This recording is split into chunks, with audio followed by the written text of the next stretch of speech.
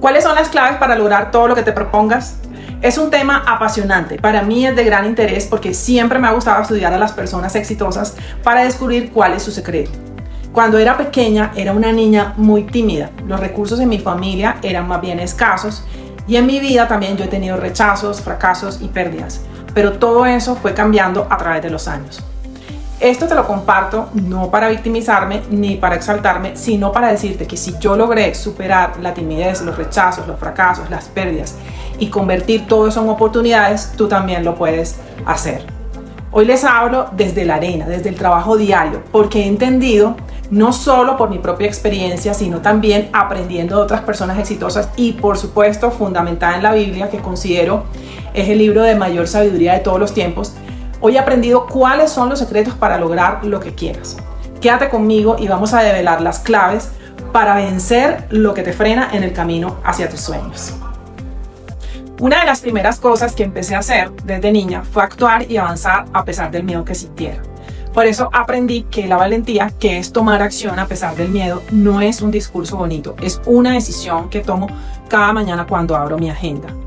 Hubo un tiempo en el que yo misma me dejaba frenar por el miedo al rechazo o el miedo al fracaso, pero decidí cambiar eso por determinación real.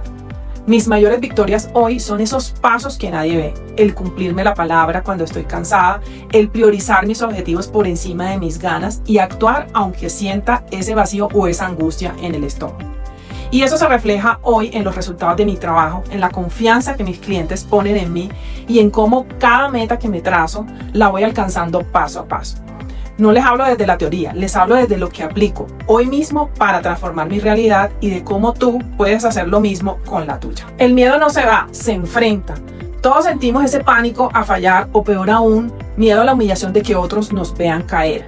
Pero si te quedas esperando a que el miedo desaparezca, para empezar te vas a quedar sentado toda la vida. La valentía es actuar a pesar del miedo, es entender que ese susto o esa angustia es solo una señal de que lo que vas a hacer realmente importa. No busques no tener miedo, busca tener el coraje de ignorarlo y avanzar. ¿Cómo se logra esto? Primero, aceptando que el rechazo es parte normal de la vida. Puede manifestarse en situaciones pequeñas, como que alguien no te devuelve el saludo, un cliente te rechazó la propuesta, te despiden de tu empleo o tienes una ruptura amorosa. No es algo extraordinario, a todos nos pasa. Y aunque no es algo que nos sentemos a esperar, sí debemos ser conscientes que en algún momento eso nos va a pasar. No necesariamente el rechazo habla de una carencia personal. Muchas veces habla más de los miedos de los otros, de su nivel de educación o incluso de sus preferencias. Pero sí que también es bueno tomarlo como una herramienta de aprendizaje. Pregúntate, ¿no he generado la suficiente confianza con esta persona? ¿He fallado en algo crucial en esta relación? Todas esas respuestas van a ser muy importantes como aprendizaje para tus futuras interacciones. Existen diversos estudios psicológicos que confirman que el rechazo es una parte normal y universal de la vida, ya que además cumple funciones biológicas y de aprendizaje. El rechazo causa dolor, eso es normal. Cuando somos rechazados nos sentimos mal y ese dolor que sentimos quiere decir que tu cerebro funciona correctamente. Cuando seas rechazado, en lugar de evadir el dolor por ese rechazo, procesa la experiencia sintiendo ese dolor y dejándolo ir. No lo encubras, no busques distracciones para no sentirlo, porque eso no te hace más fuerte, sino que te deja una herida sin sanar. Utiliza esta experiencia, como te decía anteriormente, como herramienta de aprendizaje. El segundo punto es aceptar que el fracaso va a suceder. Si miramos las historias de la mayoría de personas de éxito, yo me atrevería a decir que prácticamente todas las personas que han logrado algo importante, lo que tienen en común es una cadena de fracasos previos. Winston Churchill, el destacado primer ministro del Reino Unido, quien antes de ser el héroe de la Segunda Guerra Mundial, era visto por muchos como un político acabado y propenso al desastre. Y él fue el que dijo, el éxito es la capacidad de ir de fracaso en fracaso sin perder el entusiasmo. Entonces, el primer ingrediente para lograr cualquier cosa que te propongas es tomar acción a pesar del miedo. Mencionamos hoy dos de los miedos más comunes, el miedo al rechazo y al fracaso, pero tú mismo podrías identificar qué miedo te paraliza, qué hace que ni siquiera lo intentes. El segundo ingrediente para lograr cualquier cosa lo he tomado de la Biblia en Josué 1:9, cuando Dios le dice a Josué que tenga valor y firmeza. Cuando me puse a pensar qué era la firmeza, pensé en una analogía. Es como un cóctel de virtudes que incluye la determinación, la diligencia, la disciplina, la perseverancia y la resiliencia. Y estas virtudes definitivamente no son dones, no son algo con lo que vienes o no vienes. Son como unas variantes de la firmeza, son virtudes que se pueden entrenar como un músculo. Definitivamente necesitas firmeza para lograr cualquier cosa que te propongas. Yo creo que la firmeza es como un superpoder que mezcla estas virtudes y por eso lo he resumido en una fórmula. Y es 3D más P más R. La primera D es determinación. Es la resolución o el valor de tomar una decisión firme para lograr un objetivo sin importar las dudas iniciales. Es el querer con fuerza. Se enfoca en la intención inicial y a través del tiempo. Es no perder ese deseo por el objetivo. Una lectura del libro de Josué nos muestra que la determinación es el primer paso de la obediencia. Es decidir que vas a cruzar el Jordán aunque el río esté crecido. Es el motor de la voluntad. La segunda es la disciplina, es esa capacidad de actuar de forma ordenada y constante para cumplir con un deber o con una norma, especialmente cuando no tiene ganas de hacerlo. Es seguir un método diario. Dios le instruye a Josué que no se aparte de la ley ni a diestra ni a siniestra. Eso es disciplina pura, la constancia de mantener el hábito y el rumbo marcado, incluso cuando el camino se vuelve monótono. La tercera D es la diligencia, es la prontitud, el esmero y el cuidado al ejecutar una tarea.